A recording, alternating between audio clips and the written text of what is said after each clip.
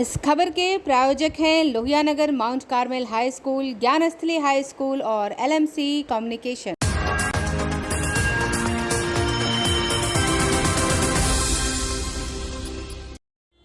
नमस्कार, आप देख रहे हैं आखिरी न्यूज 24। रात 8 बजे की महत्वपूर्ण खबरों के साथ मैं हूं दिव्या। आइए सबसे पहले नजर डालते हैं आज के प्रमुख खबरों पर। धूमधाम से मनाया गया होलिका दहन का पर्व।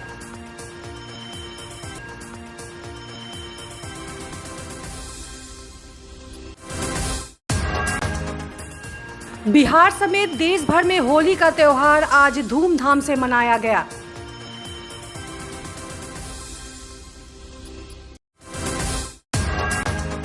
क्या आप जानते हैं जहांगीर और नूरजहां ने भी खेली थी होली?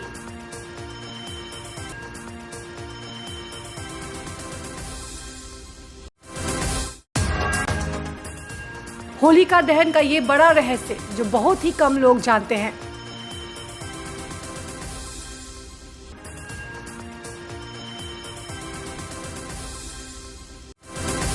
अब समाचार विस्तार से।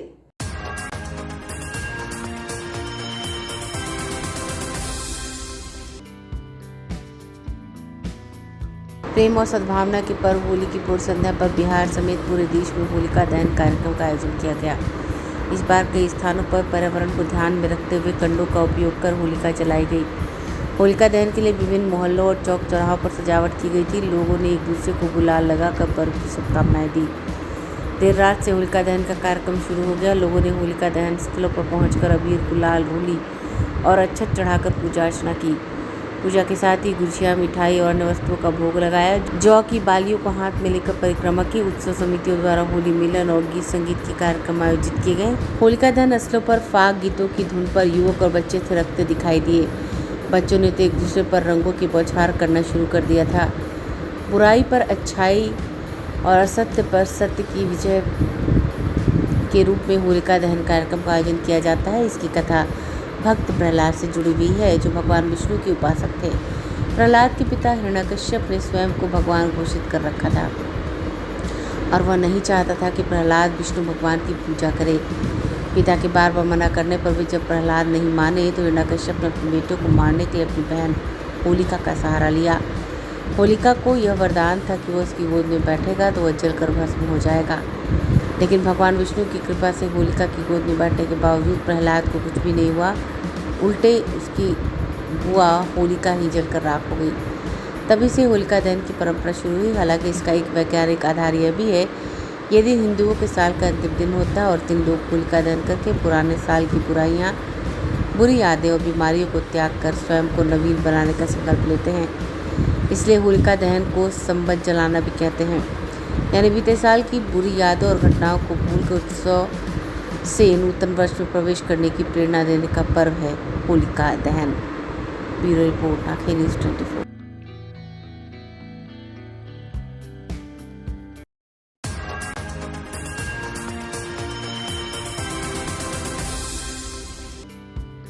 बिहार समेत देश भर में होली का त्योहार आज धूमधाम से मनाया जा रहा है। हालांकि 18, 19 दोनों दिन होली होने के कारण कई स्थानों पर होली कल भी मनाई जाएगी। आज भी रंग, अबीर, गुलाल और ढोल नगाड़ों के साथ शहर शहर, गांव गांव होली की धूम मची है। आम से लेकर खास तक सभी लोग होली के रंग में रंगे हैं। पुआ, गुजिया, दही बड़ा जैसे होली के पकवान घर घर बने हैं। विशेष रूप से बच्चे होली का त्योहार जम के मना रहे हैं। कोरोना का असर फिलहाल गायब है, हालांकि बड़े लोग कुछ एहतियात जरूर बरत रहे हैं। कृष्ण की नगरी मथुरा, वृंदावन और बरसाने की में भी होली की धूम है। लठमार होली को देखने के लिए देश विदेश से श्रद्धालु मथुरा, वृंदावन पहुंचे हैं और जमकर होली का लुत्फ उठा रहे हैं। इस्कॉन मंदिर में भी विशेष आयोजन किया जा रहा है। होली के साथ फगुआ गीतों का भी कार्यक्रम चल रहा है। ब्यूरो रिपोर्ट, आंखें न्यूज 24। अरे यार, बैठा हुआ आदमी क्या देख रहा है यार?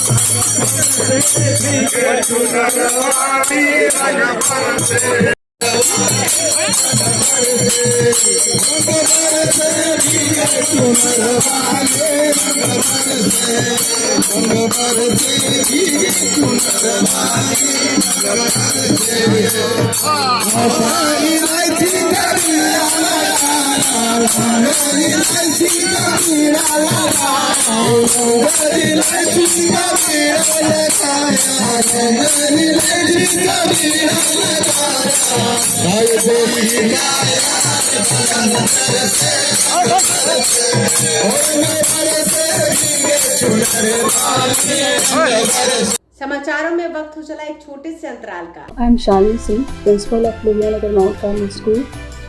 Here in our school, we give best education and good environment to our students, where they can learn well.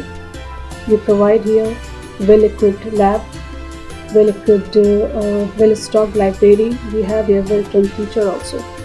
We have a sports playground for cricket, volleyball, football, and also provision for indoor activities. So we have here security system, information and communication technology.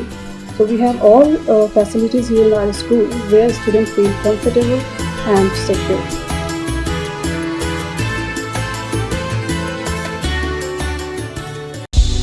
क्या आप पत्रकारिता के क्षेत्र में अपना career बनाना चाहते हैं? तो आज ही Royal Ashoka Institute of Mass Communication and Journalism में अपनी जगह सुनिश्चित करें। आर्यभट्ट ज्ञान विश्वविद्यालय पटना से मान्यता प्राप्त 100% प्लेसमेंट के साथ royal Ashoka Institute of Mass Communication and journalism नामांकन जारी है। हमारा पता है DS/16 गायत्री मंदिर के समीप कंकड़ बाग पटना 8,20,000। आप हमें संपर्क भी कर सकते हैं। हमारा मोबाइल नंबर है 9955456126। ब्रेक के बाद आपका फिर से स्वागत है।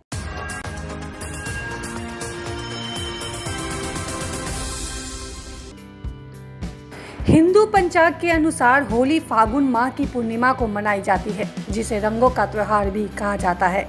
होली को आमतौर पर हिंदुओं का त्योहार माना जाता है, लेकिन इस त्योहार में सिर्फ हिंदू ही नहीं दूसरे धर्म के भी लोग शामिल होते हैं। ये परंपरा मुगल काल से ही देखने को मिलती है, जिसके सबूत इतिहास में भी दर्ज है। इतिहासकारों के मुताबिक मुगल शासक शाहजहां के काल में होली मनाने की परंपरा थी और इसे ईद-ए-गुलाबी के नाम से जाना जाता था। आज भी कई मुसलमान होली का त्यौहार पूरे उत्साह के साथ मनाते हैं। हालांकि मुसलमानों के होली मनाने पर कई बार आपत्ति भी उठाई गई। भारत के कई मुस्लिम कवियों ने अपनी रचनाओं में भी इस बात का उल्लेख किया है कि होली का पर्व सिर्फ हिंदू ही नहीं मुसलमान भी मनाते हैं। इतिहासकारों के मुताबिक मुगल काल में होली का त्यौहार ईद की तरह मनाया जाता था। मुगल काल में होली खेले जाने के कई प्रमाण मिलते हैं। अकबर का जोधाबाई के साथ और जहांगीर का नूरजहां के साथ होली खेलने का वर्णन मिलता है।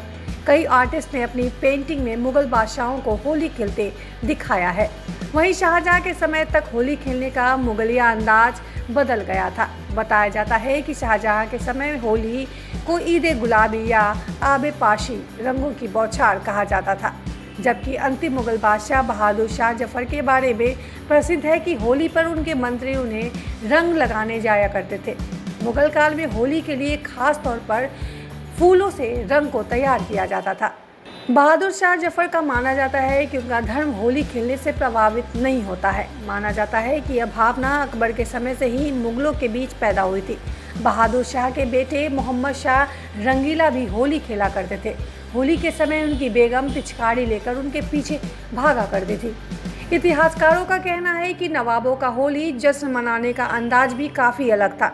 ये लोग होली के दिन एक दूसरे पर गुलाब जल छिड़क कर उपहार के रूप में गुलाब जल से भरी बोतलें दिया करते थे। इस दौरान ढोल नगाड़े की गूंज के साथ त्योहारों का समा बांधा जाता था। जहांगीर की ऑटोग्राफी तुझके जहांगीर में जिक्र मिलता है कि होली के समय जहांगीर महफिल का आयोजन किया करते थे। मुंशी जकाउल्लाह ने अपनी किताब तारीख हिंदुस्तानी में लिखा है, कौन कहता है होली हिंदुओं का त्यौहार है। मुंशी जकाउल्लाह ने यह भी लिखा, मुगल काल में हिंदू मुस्लिम अमीर गरीब एक साथ मिलकर होली का त्यौहार मनाते थे। होली के पर्व पर गरीब से गरीब शख्स को भी अपने राजाओं को रंग लगाने की इजाज़त होती थी। बता दें कि अमीर खुसरो, इब्राहिम रस खान, नज़ीर, अकबरबादी, मजूर लखनवी, शाह नियाज की रचनाओं में गुलाबी त्यौहार यानी होली का जिक्र मिलता है।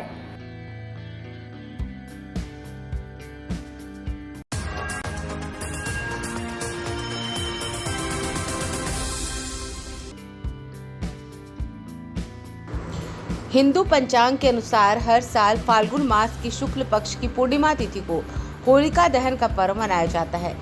इसके अगले दिन चैत्र माह की प्रतिपदा तिथि को रंगोत्सव मनाते हैं। होली का त्योहार बुराई पर अच्छाई की जीत का प्रतीक है।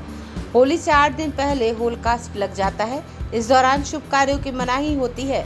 17-18 कब मनाई जाएगी होली, आइए जानते हैं। होलिका दहन फाल्गुन मास की शुक्ल पक्ष की पूर्णिमा तिथि को होता है।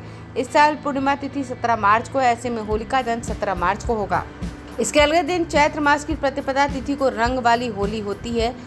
इस साल रंग वाली होली 18 मार्च को है। पूर्णिमा तिथि 17 मार्च को दोपहर 1:29 से शुरू होकर 18 मार्च की दोपहर 12:47 तक रहेगी। ज्योतिष शास्त्र के अनुसार होलिका दहन का शुभ मुहूर्त 17 मार्च को रात 9:20 से देर रात 10:31 तक रहेगा। होलिका दहन के लिए करीब 1 घंटा 0 मिनट का समय लगेगा। होलिका दहन पूर्णिमा तिथि को प्रदोष काल के समय करना चाहिए। भद्रा रहित प्रदोष व्यापिनी पूर्णिमा तिथि को होलिका दहन के लिए शुभ माना जाता है। अगर ऐसा योग नहीं है तो भद्रा समाप्त होने के बाद होलिका दहन किया जा सकता है। भद्रा के दौरान होलिका दहन करना वर्जित होता है। व्याख्यानों के अनुसार यह भी मान्यता है कि हिरण्यकश्यप ने प्रहलाद को मारने के लिए इन 8 दिनों में विभिन्न प्रयास किए थे। इसलिए ऐसी मान्यता है कि 8 दिन किसी भी शुभ काम के लिए अच्छे नहीं होते हैं। शास्त्रों में वर्णित है कि नवविवाहिताएं पहली होली अपने ससुराल में नहीं मनाती हैं। होलिकास्ट लगने से पूर्व अपने मायके चली जाती हैं और होली दहन के पश्चात अथवा शीतला माता पूजा के बाद ही अपनी ससुराल आती हैं। ऐसा माना जाता है कि इससे सुख सौभाग्य की वृद्धि होती है, संतान और वंश की वृद्धि के योग बनते हैं। होलिकास्ट अर्थात होली से 8 दिन पूर्व का समय प्रकृति में विशेष बदलाव का होता है। इस समय मनुष्य के व्यवहार में प्रत्यक्ष रूप से दिखाई पड़ता है। यह समय बसंत ऋतु का भी होता है। प्रकृति में बहुत से बदलाव होते हैं, जैसे मौसम परिवर्तन, ऋतु परिवर्तन और पतझड़ की समाप्ति। यह सब प्रकृति का नियम है और इनका मानव जीवन पर इनका विशेष प्रभाव पड़ता है। होली से पहले 8 दिन तक प्रकृति विशेष नकारात्मक किरणों से भरी होती है। इसके पीछे कारण है कि मीन राशि में सूर्य का संक्रमण मलमास का निर्माण करता है और मलमास के साथ साथ होलिकास्ट भी पृथ्वी पर नकारात्मक ऊर्जा उत्पन्न कर देते हैं। इसलिए इस अवधि कोई भी शुभ कार्य अच्छा नहीं होता है। इस समय विवाह, सगाई, गृह प्रवेश और नींव पूजन से बचना चाहिए। लेकिन बालक के जन्म, किसी की मृत्यु अर्थात सूतक और पातक के सभी कार्य हो सकते हैं। इस साल होली दहन 17 मार्च को होगा और तब तक इस अवधि में भगवान विष्णु की पूजा अर्चना में समय बिताना चाहिए। ब्यूरो रिपोर्ट, आंखें न्यूज़ 24। आइए एक बार फिर नजर डालते हैं आज की सुर्खियों पर। धूमधाम से मनाया गया होलिका दहन का पर्व।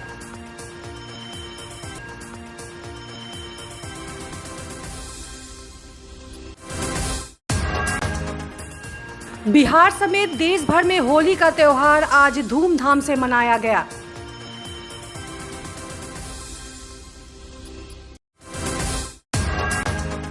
क्या आप जानते हैं जहांगीर और नूरजहां ने भी खेली थी होली?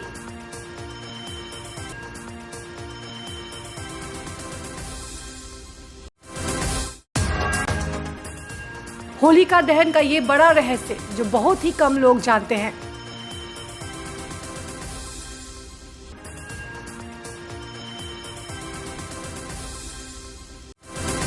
आज के लिए बस इतना ही। ताजा तरीन खबरों के लिए देखते रहिए आंखें न्यूज़ 24। अगर आपने अभी तक हमारे चैनल को सब्सक्राइब नहीं किया है तो हमारे चैनल को जल्द से जल्द सब्सक्राइब करें, लाइक करें, शेयर करें और कमेंट करें।